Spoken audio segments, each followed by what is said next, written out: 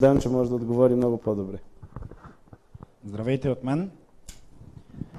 Искам да ви помоля да използвам въпроса да направя една кратка презентация на клуба и да ви помоля да ме прекъсвате, ако сметнете за необходимо или имате някакъв въпрос. Какво казваме ние от клуба България на регионите? Ние казваме две неща. Първото нещо е, всички правителства от 2007 година насам категорично дефинираха погрешно политиката на развитие на регионите през еврофондове, в това число и на икономиката. След малко ще го разгърна и ще го обясня защо. И второто нещо, което казваме е, че единственият път за развити региони, единственият път за високо благосъстояние на хората в общините, за високо качество на живот и прочее, това е децентрализацията на републиката. И сега една кратка ретроспекция. В 2003 година имаше протест на Националното сдружение на общините в републиката, подкрепен от медии, подкрепен от граждани, подкрепен от неправителствени организации. И тогава България направи наистина една крачка напред към децентрализация.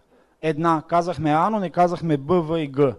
Една от 10 крачки направихме. От тогава насам ние непрестанно вървим назад. Непрестанно вървим назад, като еманацията на този процес е 2016 година, преди 2 седмици, когато приехме закона за публичните финанси, който търси регулация, основана на централизация. Междувременно 2012 година премиер-министъра дойде в Пловдив и каза: започваме мащабна децентрализация. Изключително много ми взе вниманието това послание и започнах да обследвам процеса. Мащабната децентрализация се сведе за това от Министерство на икономика, енергетика и туризъм към онзи момент да вземем едни служители от София от туризма и да ги преместим в Пловдив. Като ще им платим командировките, защото те работят тук, и ще им дадем и ведомствени жилища. Съответно, след това Борисов каза: ние ще местим някакви други служители от някакви други ведомства в някакви други градове. Съжалявам за условността, но това е истината. В крайна сметка не се случи никаква децентрализация. Това е христоматиен пример за деконцентрация на властта, не за децентрализация. Те дори не я и деконцентрираха, понеже докараха хора от София в Пловдив, дадаха им ведомствени жилища. До тук приключихме с децентрализацията на Борисов. Оттам нататък, през 2007 година, впрочем преди това, в това число и аз, вярвахме, че българските региони могат да бъдат развити през еврофондове. Както всички виждате, това се оказа категорично погрешно и невъзможно. Оказа се невъзможно заради това, че ние усвояваме европарите без да се интересуваме от продукта, който те произвеждат. Незаинтересоваността от продукта на европарите е пътя към разврата с тях. И кметовете не могат да бъдат винени за това нещо. Не, че защитавам. Аз съм последният човек, който защитава кметовете в страната. Но те не могат да бъдат винени, защото това е единствения ресурс на кметовете за някакви дейности извън тези, които са планирани по регулярна дейност на общината.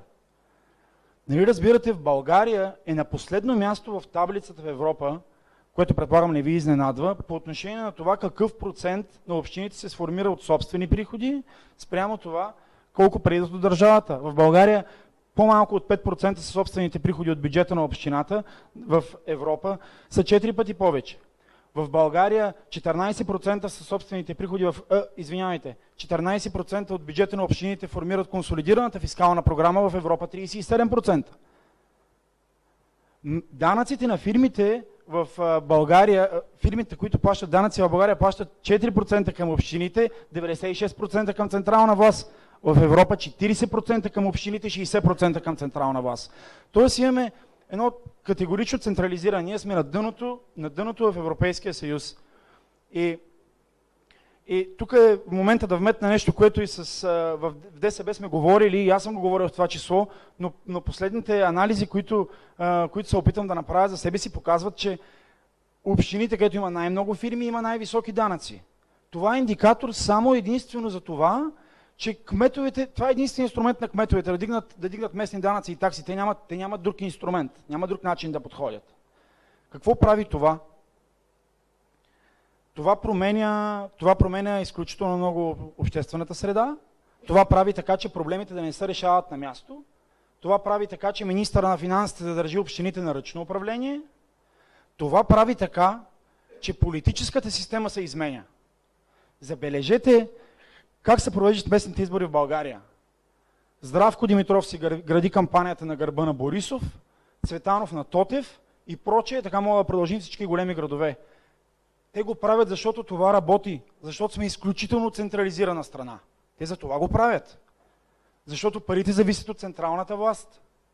И да приключа темата още една минута, ако позволите, нищо, че стана малко еклектично, имаше въпроси за фирмите.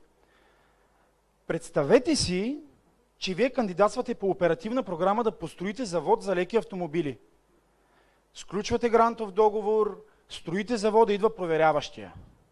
Той ще измери плочките, ще качи на покрива, да преброи киремидите, ще види плочките, каква марка са, пък колко квадрата са, защото може да сложите същата квадратура, плочки, обаче ако са различен размер, ще имате проблем. Ще гледа машините, ще гледа всякакви технически подробности. Вие ще си получите парите, държавата ще си мисли, че ви е помогнала, вие ще си мислите, че държавата ви е помогнала, а проверяващия, когато си тръгне, няма да ви пита, с тези машини ще може ли да произведете един лек автомобил.